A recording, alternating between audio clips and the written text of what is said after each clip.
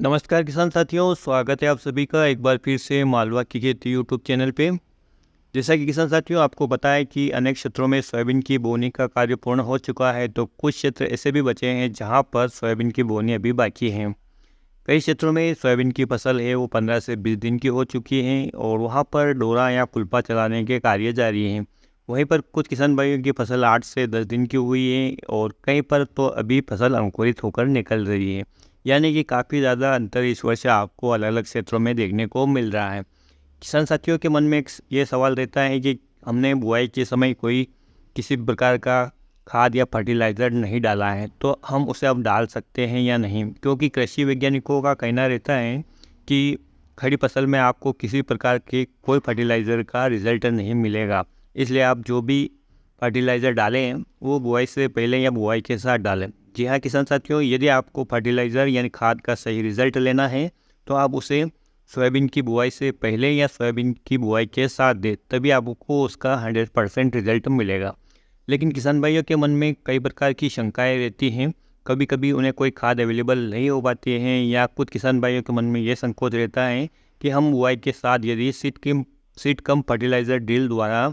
खाद डालते हैं या खाद देते हैं, उसकी उड़ाई करते हैं, तो यदि खेत में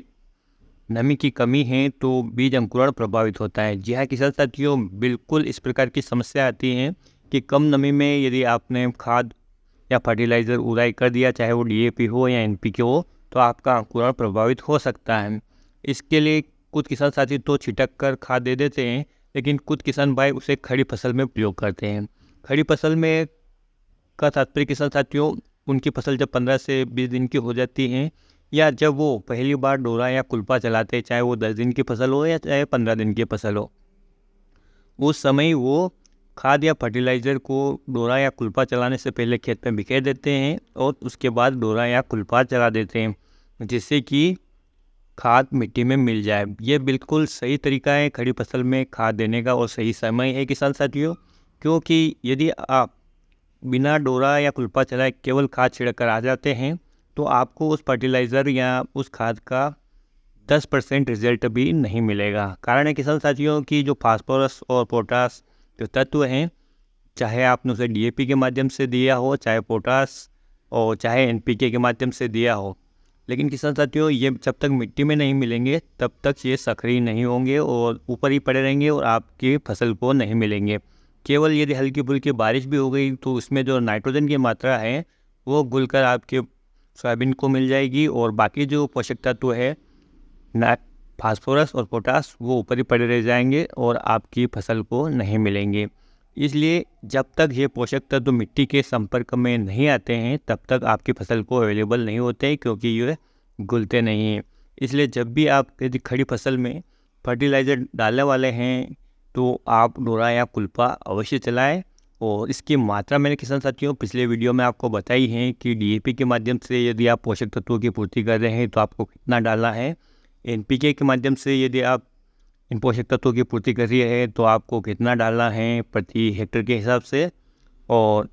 उनके साथ आप कौन कौन से खाद मिला सकते हैं या नहीं मिला सकते हैं, आपकी फसल की रिक्वायरमेंट क्या है, सभी कुछ मैंने पिछले वीडियो में बताया है। आप वो वीडियो जाकर देख सकते हैं। तो किसान साथियों, मेरा इस वीडियो बनाने का उद्देश्य यही है कि जो किसान भाई अपनी